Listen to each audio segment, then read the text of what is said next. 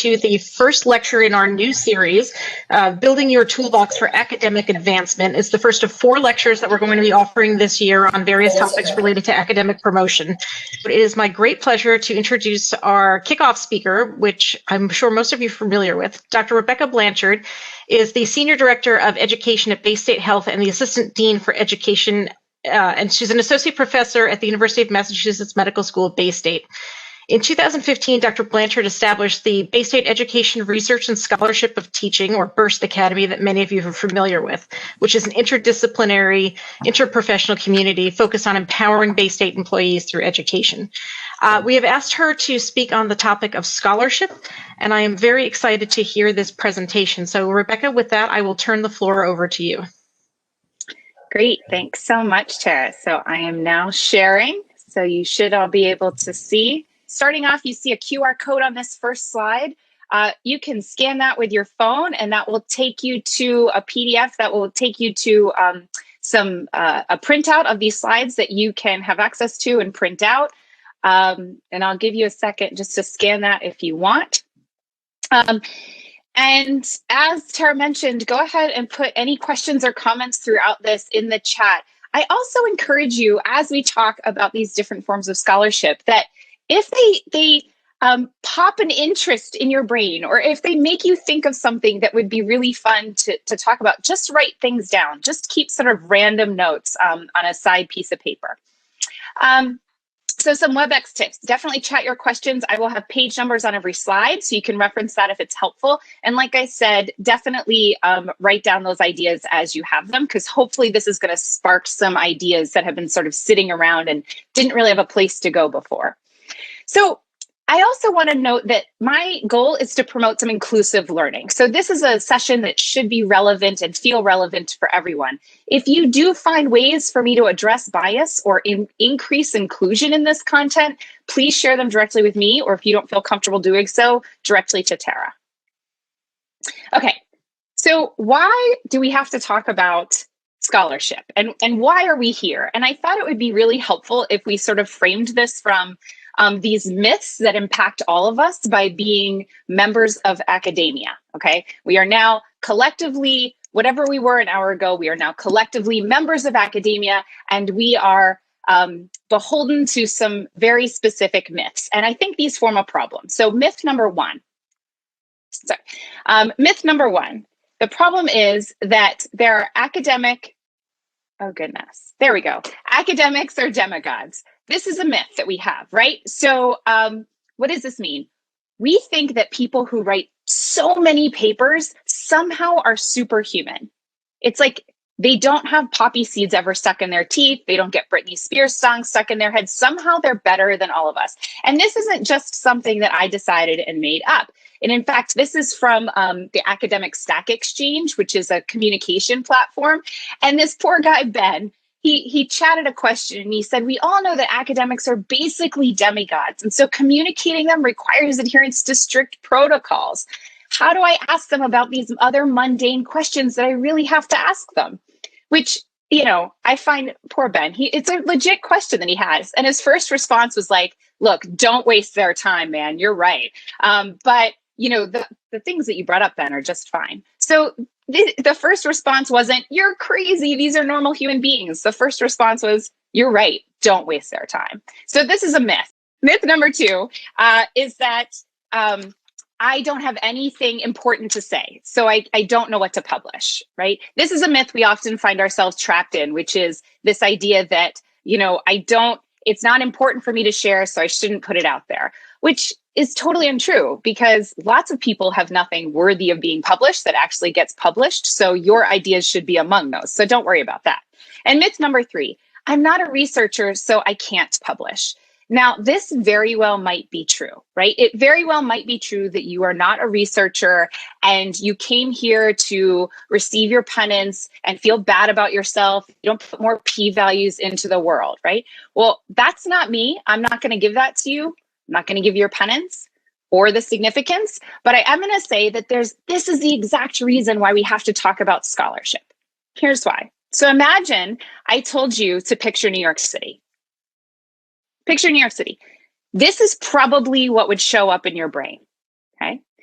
And you'd be right, sort of, right? Because New York City, in fact, has 5 boroughs, right? We all know Manhattan. That's probably what we think of when we think of New York City. But there's the Bronx and Queens and Brooklyn and, of course, Staten Island hanging out there at the bottom. This is actually New York City. And this is similar to the boroughs of scholarship. Everybody knows research. We know research. That's sort of our default when we think of it. But the reality is that there's 3 other kinds of scholarship that are incredibly important to advance our field. These collectively are scholarship, forms of scholarship. And of course, Staten Island, we just renamed the scholarly process because Staten Island needs a place. But scholarly process, also important. We'll get to that later. So in this presentation, we're going to take a little tour of scholarship. So today, what are we going to do? We're going to talk about what is scholarship. So in other words, if it's not research, then what is it? What is quality scholarship? If I don't have a p-value, then what do I do? And lastly, where do I start? So is this something that even I can do? Is this something that I have the skills to do? And where do I turn? Great questions. So if we're going to start here, we actually have to start with Tony, because why wouldn't we start with Tony is the real question there. But if we're going to define scholarship, it's good to be reminded that definitions belong to the definers, not the defined. Meaning, if we want to think about what scholarship is, we actually have to turn to the people whose definitions of them matter. And nobody's definition matters more than those who are actually counting them for us. And that is UMass promotions and tenure, right? So this idea that we're putting scholarship out there, we want to make sure that our scholarship counts. UMass is going to tell us what that means. Here's their definition of scholarship: publications of different types, scholarly works not disseminated by traditional academic publication, patents, software, and devices, and presentations of scholarly work. I hope that clears it up. Thanks. It was a great talk. Of course, that doesn't clear it up. In fact, why don't we go to the definer who actually theirs is based on?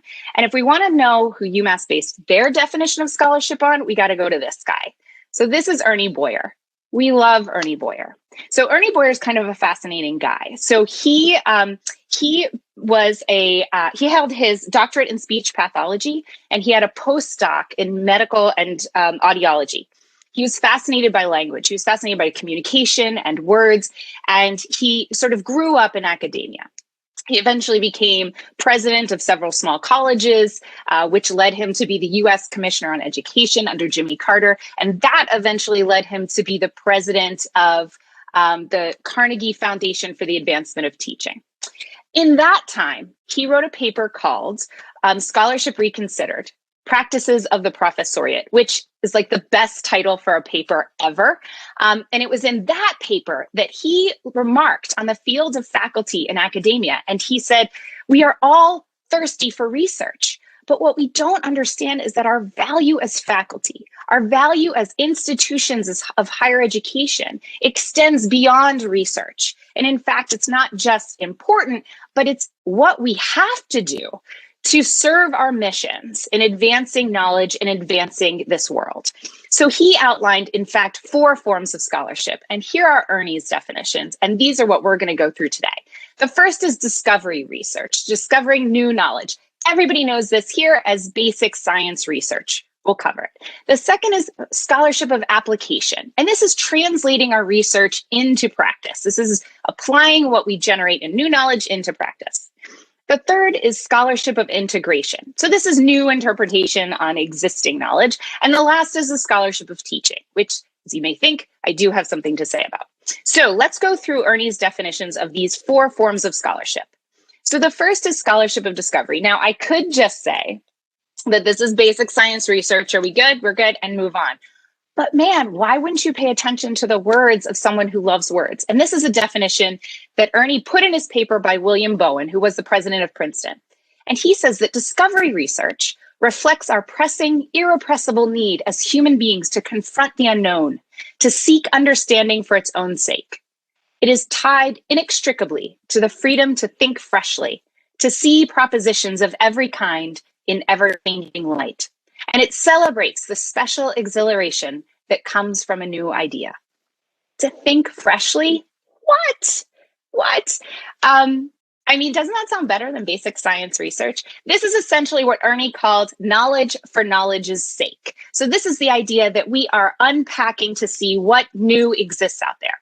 Now, We might think of that as basic science research, but there are lots of kinds of others, right? And I do want to just pause and say that research itself is a methodology. You can have research in all the forms of scholarship, but new basic science discovery scholarship is a special kind of research where it's discovering new knowledge, okay? So some examples in the literature. And as I give you examples of each form of scholarship, I am going to tie in because COVID has allowed scholarship across all 4 forms, and we'll see some of those.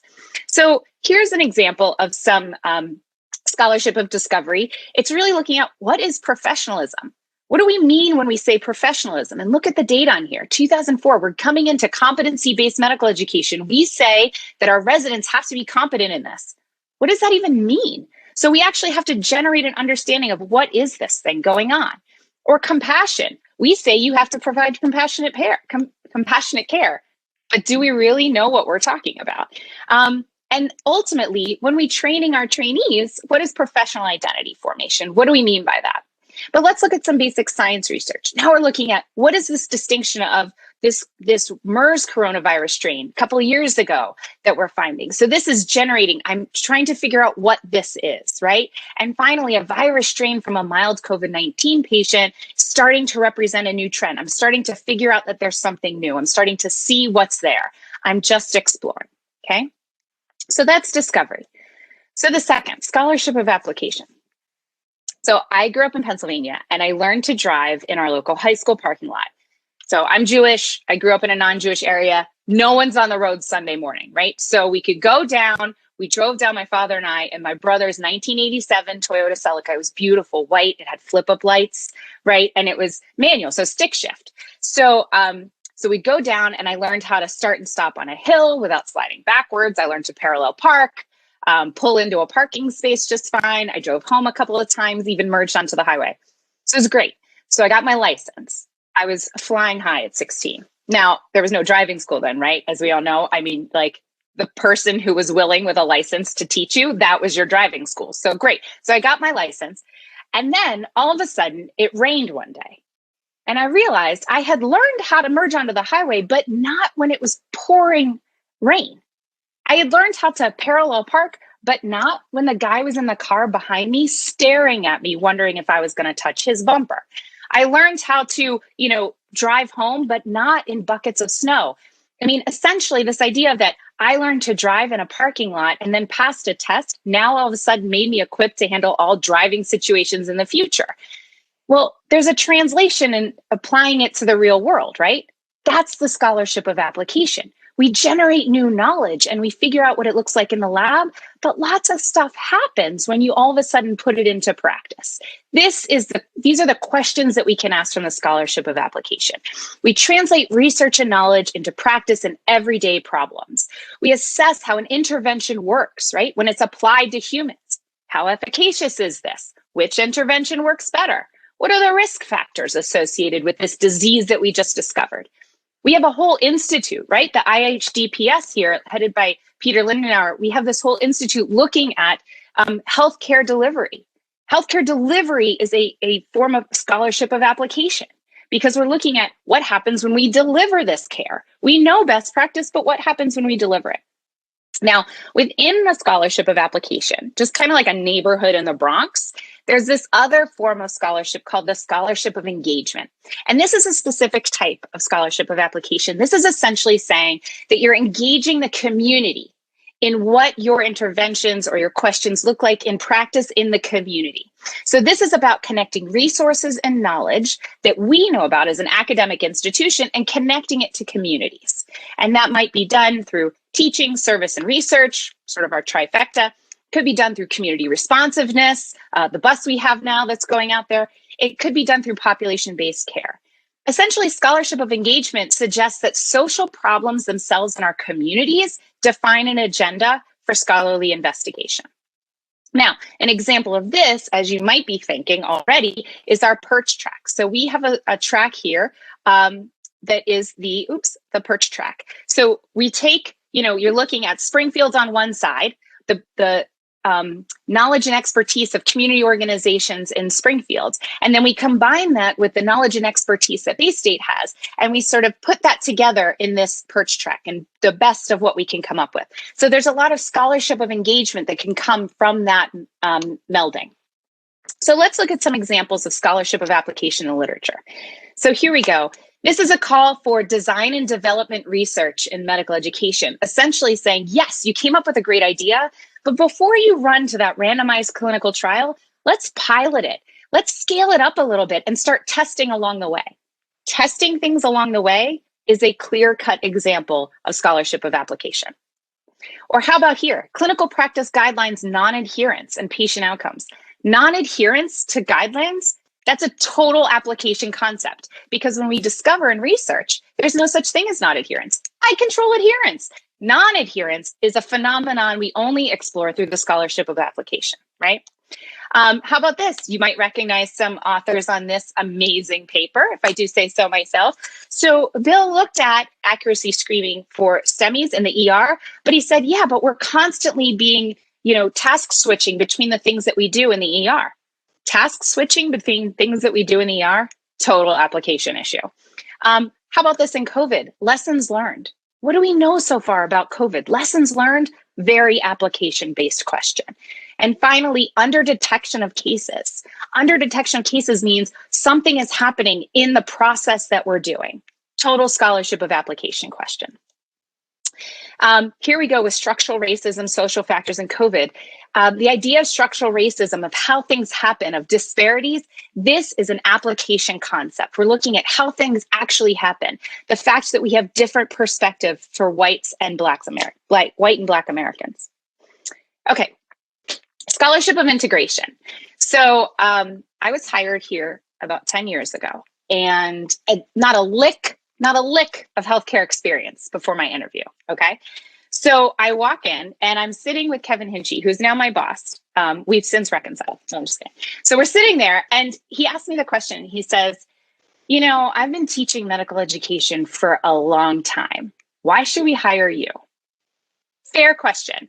Although at the time I remember thinking man, I feel like you should be asking HR because they totally saw my resume and they're the ones who interviewed me. But I did not say that. I said something along the lines of, you're right. Absolutely. You know medical education way better than me. In fact, I don't even know it at all. I don't even know what a ward is or a unit. I had no concept. But I told him, I know how to look at what we're doing from a lens of what works best in higher education outside of here. I can study education with theories and models, frameworks, and assessment tools that have worked well in other areas of higher education. Now, he did buy it. And actually, it turns out that my outsider view, my lack of knowledge in healthcare, was one of the most important things that I brought to my team when I got here and continues to benefit us. And this is why diversity always makes for a better product. Having different views of seeing things always matters. So what is the scholarship of integration? This is research at the boundaries where fields converge, right? You know what your backyard looks like. You take that view and then you go and you look into somebody else's backyard, right? You peer over the fence. This is expanding knowledge across disciplines and professions and fields. It's the idea of, maybe what we know in nursing can help what you're struggling with in doctoring, or maybe what we know in medicine can help what you're doing in surgery. And this is the idea that it's possible to interpret what's been discovered in another way from another perspective. Like, yeah, I hear how you're formulating that problem, but let me look at it another way. So this idea of integration and scholarship of integration is so important, and lots of people have caught on. And these are just some examples of for-profit industries that have actually thrown money at this idea. So they put huge global problems onto the internet to be solved by anyone. And they'll pay you to do this because they're saying, you know what, I don't know if we have the right lens. I don't know if we have the right experts in-house, but there's expertise that exists out there. I don't care what industry you're in. I don't care what field you're from. Look at these problems and let's try to solve them, because they understand that looking at it with a fresh lens or a different set of experiences or background behind your lens can actually contribute to a better project. So what does this look like in the literature? Here's a great one, right? We always turn to aviation. They've figured out safety. So aviation and healthcare, what can we learn from patient safety? how can jazz music inform interprofessional healthcare teams? What can we take about what we know about jazz and put it into how to be better at the bedside as an interprofessional care team? Here's what I did, and this is one example of taking your outsider lens. I'm trained in education research, and I came here and I couldn't figure out why everybody tried to do randomized clinical trials on education questions. It bogged my mind. And then I realized people were using a clinical research lens to try to answer questions that weren't clinical research. And so we were able to put that in the literature and say, hey, these things are different, and here's how they're different and why that's going to help you to know that to answer your questions. Again, if I understand the black and white experience in healthcare and trust, then I can take what I know about perceptions of racism in one group, and I can help to understand and maybe change the experience for another group. Here we go, another example of what I know to be true for some, and how I can apply that lens to a bigger area. In COVID, how can food policy and nutrition help us understand the COVID experience better? What? Of course, food policy can help. I had no idea, actually. But there's something to be learned from outside industries. Okay, finally, we come to the scholarship of teaching. So the scholarship of teaching, I feel a certain way about this one. But what is scholarship of teaching? Now, and I will say that of the 4 forms of scholarship that Ernie Boyer laid out, the scholarship of teaching was sort of the most amorphous. Boyer published his paper in 1990, and lots of people, it caught on right away. It made sense to everyone, but a lot of people kept saying, well, what is teaching? What does it mean? Well, this is how it was laid out. He said, essentially, it's the proper role of the scientist that she not merely find the truth and communicate it to her fellows, but that she teach, that she try to bring the most honest and most intelligible account of new knowledge to all who will try to learn. This was, not ironic enough, delivered in a lecture. So this person is essentially saying it needs to be a lecture. And then, of course, Ernie says, at its best, teaching is not transmitting knowledge, but transforming it and extending it as well. Transforming it and extending it. So is delivering a lecture, is what I'm doing to you now, the form of scholarship of teaching that he was talking about. Well, as Tara mentioned, we have here Burst Academy. Burst Academy is the Baystate Education Research and Scholarship of Teaching Academy. It's an acronym. And you're saying, what? Scholarship of Teaching is in the name? Did she know that when she did this? What? Yes, I totally knew it. It was totally on purpose. So it is scholarship of teaching. And that matters, right? Because teaching, and in fact, Ernie's true definition, and as we'll see in a few slides, the true definition of scholarship of teaching is not just delivering instruction. So what I'm doing now, yes, totally a form of scholarship of teaching, but it's not the only form. In fact, it's much broader, right? And so he would say that teachers have several functions. So what does scholarship of teaching include? Where your roles, all of you are teachers, so your roles include teaching. Sure, we all know this one. But somehow assessing learners, advising and mentoring others, educational leadership and administration, curriculum development, and of course, advancing scholarship in your lens in all of these areas. So scholarship emanating out of any of these areas is totally under the realm of the scholarship of teaching. And I get the question a lot, well, when does it become scholarship? Like, when is it just teaching and just teaching, like a Chalk Talk? Is a Chalk Talk scholarship of teaching, or is it just teaching? Great question. And I don't have to answer that because somebody else actually did. So here we go. So what makes it scholarship? So you actually have to check 3 boxes in your education in order to make it scholarship. So first, it has to be documented. So it can't actually be scholarship unless it's written down or in some way put down so that it can be shared.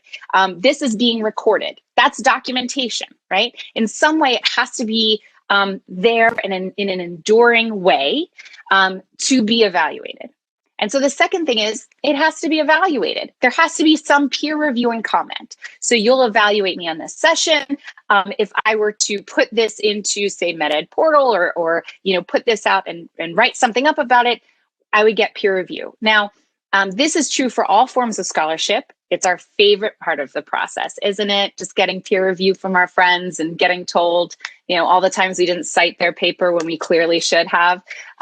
Huge part of scholarship. This is what makes it advance the field. And finally, dissemination, which means the chalk talk that you gave this morning to your resident is incredibly important to advance the knowledge of that resident, but it is not scholarship. It needs to be disseminated, because remember, the whole point of any of these forms of scholarship is to advance the broader field. We can't advance the field if the field never sees it. So it has to check these 3 boxes. So how do we know if it's high quality teaching? So does any, recorded lecture that I sort of put out there and I get evaluations for, does that check the box? Well, there are some criteria for quality scholarship of teaching, which I want you to hold on to because they're actually apropos beyond. So here we go. They're actually Charlie Glassick. Now, I will confess, I don't think Ernie Boyer actually went by Ernie, but I call him that. And Charles Glassick probably didn't go by Charlie to those who didn't know him, but he's going to go by Charlie to us. So Charlie Glassick actually answered the question of what does it mean to have high quality scholarship of teaching? And he said there are these 6 areas, these 6 boxes that you need to check to make sure that your scholarship of teaching is high quality. And the first is that you have to have clear goals. You have to state the purpose of your work very clearly and know which direction you're going in. The second is that you have to have adequate preparation. And it doesn't mean that you rehearse, right? What he means by this is that you're showing an understanding of the conversation that is already happening. So this means that you've done an appropriate lit review, you've talked to the right stakeholders, you have a sense of the conversation currently going on. The third is that you're using the appropriate methods for what you're doing, meaning is a lecture the right way to deliver this material? Should this be a workshop? Should this be an assessment? There are lots of ways to teach small group learning. There's lots of ways that we can teach, right? So are you using the appropriate methods that you want to be doing? Are your methods going to help you achieve the goals that you want that are going to help you contribute to the field? So are you delivering it to the right audience at the right time? Is this going to be valuable to a broader audience in order to advance the field? The 5th one is effective presentation. Are you using the best method of presenting and communicating your work to get your work out into the field? And finally, reflective critique. So again, there's always some critique. Academia, we love the critique part, but this could be an evaluation of your work. This can also be a reflection of your own reflection. And I want to invite you to think about how these different criteria aren't just for teaching. So you can imagine lessons learned is a reflective critique on something that we did. Does that something have to have been scholarship of teaching? Or could it have been a program that you implemented for a specific type of patient? Could it have been a new workflow, a new set of guidelines that you implemented in your department, right? Reflective critique is a huge part of the scholarly process. We'll get to that in a second. So, examples of scholarship of teaching in the literature.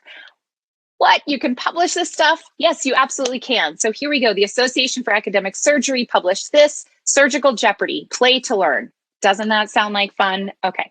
Healthcare in the age. So courses that you design for folks, you can share that. And this is actually shared on a repository called MedEd Portal. It's hosted by the AAMC, and it is a repository of courses, assessments, sim cases, lectures. It's a repository of materials for teachers, and it is peer reviewed, and it's a way to disseminate your educational work in a scholarly fashion. So here we go. Here's a course for medical students to learn about healthcare in the age of mass incarceration. Next we have, if it will advance, how about when you teach residents about different topics that you introduce into your curriculum? You can talk about those, and you can evaluate knowledge. Evaluation of education is a different topic. I will keep that out of it, but you can present some outcomes associated with that. You can actually talk about lessons learned, again, in teaching different things. So teaching about race and racism. How do we have appropriate conversations? And this is scholarship that needs to be shared and can be put out there. And this is how scholarship of teaching can advance the field. Addressing racism in medical education, again, an online training module. And COVID, of course, has produced lots of opportunities for us to think about scholarship of teaching being disseminated. If you think about how many times you have watched a video or read some information that was teaching you about what was happening and designed to teach you about what was happening, that is scholarship of teaching at its finest. All right, so these were the forms of scholarship that we talked about, but I don't know if any of you if they sparked some ideas for you, but what I want to highlight is that they're not actually as distinct of buckets as they appear to be. They're in fact very overlapping. So you might say, yeah, the application looks like, but what if I teach about scholarship of application? Which one is it? The answer is it doesn't matter. Think about forms of scholarship on the front end, helping you think about a research question or a purpose of scholarship that is worthy of being contributed to the broader field. So the forms of scholarship are helpful for you to get your arms around what matters. If the purpose of scholarship, if the purpose of having something on your CV is to show that you have, in fact, contributed to a broader conversation and had an impact in your field, then you want to make sure that you can use these forms of scholarship to think about how your lens can do that. Are the questions that you're asking helping because they're thinking about how to apply things into reality? Are you taking ideas out of the ivory tower and putting them into practice? That's worthy of being shared. Well, I have an idea about, how dance can really help us think about resilience. Does that matter? Yes, that's a beautiful form of integration. So these are really about helping you understand how scholarship and why scholarship advances the field more broadly. You'll notice that not everything that's put out there that I showed you today were research studies that I was showing you as examples. And I think it's important, it is important, how about that, to take a minute to say that the way that you share your scholarship isn't just through research. So as I mentioned, research is a methodology. It's totally important across all 4 forms of scholarship, but it's not the only way that you can advance the field in those areas. So all your journals, and I'm not going to talk about conferences right now, although they accept, in my experience, workshops and innovations and things beyond research, but in journals, we'll accept lots of forms of written material that are not research. And I've listed a number of them here. This is an editorial I wrote with some friends a few years ago, particularly on educational innovations, because folks were getting really frustrated that their work didn't fit the mold of intro, methods, results, discussion. They couldn't smush their ideas into these pre-developed subheadings, right? It's because it doesn't belong in that set of pre-developed subheadings. So your ideas have lots of places to go. And these are some examples of the places that they have to go, okay? Now, where can you start? So I promised you that we would talk about where you could start. It's very straightforward. You may or may not like it. That's not for me to determine. But here's where you can start. First is that you can start by reading. I promise you, just, read a few articles, see what is out there. You have to start, if you are going to use this voice of yours to advance this entire field, then you better start understanding what they're talking about. It's like going to a dinner party, walking in and just starting to say something. Well, don't you first want to hear what people are talking about? You sort of first want to eavesdrop on some conversations like, oh, who are they talking about today? That's what you need to do. So reading is essentially just eavesdropping on the broader conversation of your topic. And that's what you need to start doing. What words are they using? How are they using it? Who's talking about it? Who isn't talking about it, but who should be talking about it, right? This is all gleaned by reading. The second is that you start a practice of writing. This can be easier or more difficult for other people, but you'll never actually produce a piece of scholarship without writing. So you might want to get into the habit of writing down your thoughts. So you have an idea, you want to share it with your neighbor, great, email it. Don't get up and walk over there. You want to advance it, throw it into a Google Doc and just kind of play around. This writing in itself is its own workshop, which I'd be happy to take on.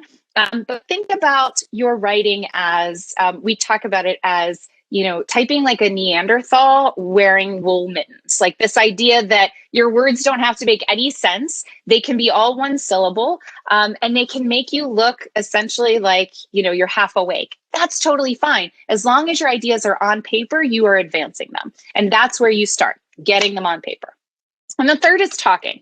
So everyone loves it when someone comes into your office and says, I have this great idea. And they go on about, 10 minutes. And then you realize that there was a problem 8.5 minutes earlier. So the thing is that we all have great ideas, and they're great until they're brought off the whiteboard.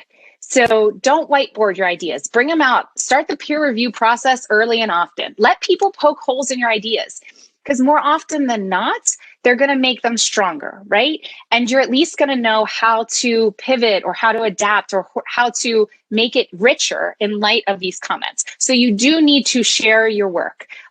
This is a scholarly process, and you do not want the first people to read your paper to be the peer reviewers of a journal article. That's just, it's a recipe for a lot of wine, not good wine. Okay, so where else can you start? So this is Staten Island, and I want you to think about the scholarly process. If the scholarship is your destination, then scholarly process is the way to get there. And remember, Glassick had those 6, forms of criteria that were totally important, where we can boil that down to 3. And this is a lot easier. It's like the pocket guide to Glassick's criteria.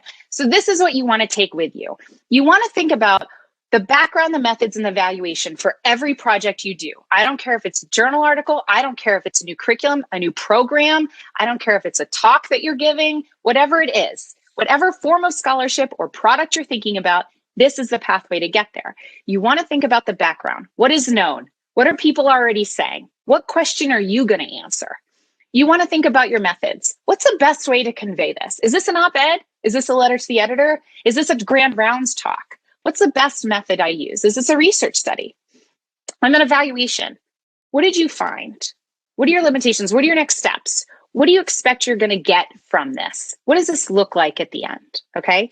So if you take on this formula, this Staten Island formula to everything you do, consider it the guardrails, right? But if they're the guardrails to the road to scholarship, there's tons of flexibility within there to give your own voice, but you need to have some guardrails. And the reason is, if you don't have the scholarly process, if you don't have these guardrails, you're not advancing the field. You're just in there causing havoc. You are just making noise, and you're not going to advance. So the reason we have guardrails is that everybody keeps going, it stays in an orderly manner, and we advance scholarship, okay? So the last thing I'm going to offer, as far as where do we start, is the last and final definition of scholarship, and it's mine. Friends, I will tell you this. So I had a different example planned, but I've been reading thesis papers by medical students at UMass the past week, and they have to give this capstone paper, and it's a couple of pages long, right? It's the culmination of 4 years of scholarship, and they're okay, right? They're new scholars, so it's as clunky as you think. So I've read about, 15 of these things. And I'm going through and check your subheadings and, fix this and look at your citations. And all of a sudden, I was presented with a paper that said, my capstone project is that I composed 3 original songs based on journal entries that I'd accumulated over the past 4 years of my medical school experience. And this student started by giving the problem. He outlined it from a resilience and burnout frame. He said, look at resilience in medical students. Look at the challenge in our field around wellness. Look at what's happening. And what can we do? And so his purpose was to see if he could create these forms of music and put them out there. And so he detailed his methods. He gave us the exact, instruments and model number that he used.